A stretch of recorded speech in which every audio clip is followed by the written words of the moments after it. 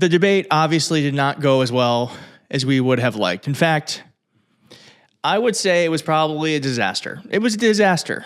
But a historian was on CNN, an historian who has predicted every single presidential election since 1984, except for one, was on CNN, and he said this. I haven't made a final prediction, but I can tell you a lot about this election. First of all of these pundits and pollsters and... Listen to this part. Just listen to this part. It made me feel better. Analysts that you see on all the cable channels and all the networks have no track record in predicting elections. And yet they come on and they claim they know how this debate is going to affect the outcome of elections. They have no idea. It's sports talk radio. It may be entertaining, but it has no scientific basis. So what is the impact, you think? Zero. Debates are not predictive of outcomes. Debates are not predictive of outcomes. Now, I am an internal optimist, but I have been dooming and glooming for 2 days straight. 2 days straight.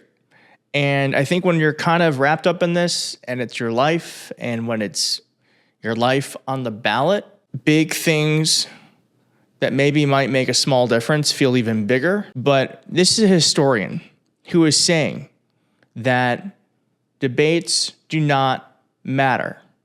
And I have to remind myself that it is June and most people are not tuned in. Now, of course, this gave them more ammunition for Joe Biden to look old and weak and frail, and it kind of emphasized all the things that many people had feared. But listen to what this guy has to say. And won all 3 debates, still lost. John Kerry won all the debates, still lost. Barack Obama got trounced, 72 to 20% in the poll, worse than Biden, and went on to win. That's why we rely on the 13 keys which tap into the structure of how elections really work. And they show that Democrats' really only chance to win, contrary to everything you've heard, is with Biden running. Look at Democrats' only chance to win is with Biden running. There's a lot of, fantasy football happening in the media right now. And I don't know what's going to happen.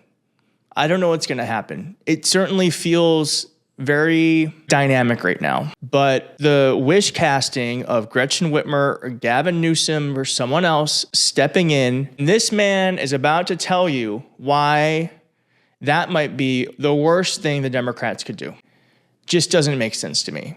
It would feel undemocratic, and it would be offensive to Kamala Harris, who is obviously within her right to step in, should that be what Biden wants.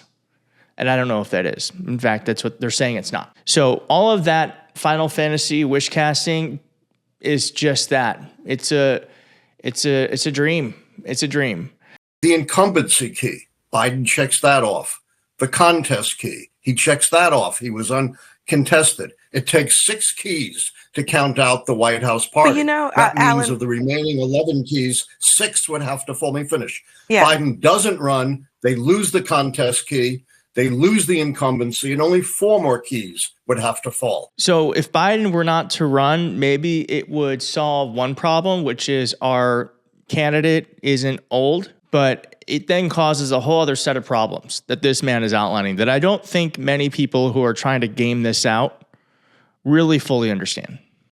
I think that that's actually kind of what I was trying to get at here, is that the problem right now is that the Democratic Party is considering replacing Biden mostly because it's unclear whether or not he... And to be clear, the Democratic Party is not considering replacing Biden. I work closely with many Democrats at high levels, and I have not heard that once. Actually physically can carry out the rest of this campaign and put up a fight against his opponent. So that seems like a fundamentally different thing than some of the items that you have in your rubric. It's a huge mistake. They're not doctors. They don't know whether Biden is physically capable of carrying out a second term or not. Remember, a lot of folks were saying the same thing about Ronald Reagan, who was, 73. and age was very different then. And they said, he's not capable of carrying out another term. He won 49 states. So this is all foolhardy nonsense. The same pundits and pollsters who led us down the primrose path in 2016 are giving the Democrats horrible advice. This proves what I've been saying for years. Republicans have no principles. Democrats have no spine. Republicans are sticking with a blatant liar who lied for every 1 minute and 20 seconds of that debate. That is so true. He lied. He told, I believe it was 30 lies. So every minute and a half he was on that stage, he lied. What is an AR-15? I don't know guns, but whatever they do, what do? They shoot nonstop. Trump was that with lies. I could have said that more articulately, but you understand what I mean. By the way, lies stick. Debate performances can be overcome. And now the first sign of adversity, the spineless Democrats want to throw under the bus their own incumbent president. My goodness. Well, I bet that's something that's different from what you've seen in those last 10 elections that you've been looking at.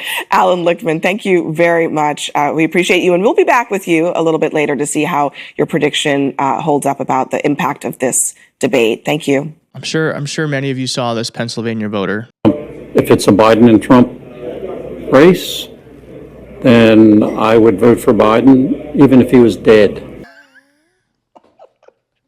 I mean, real, same.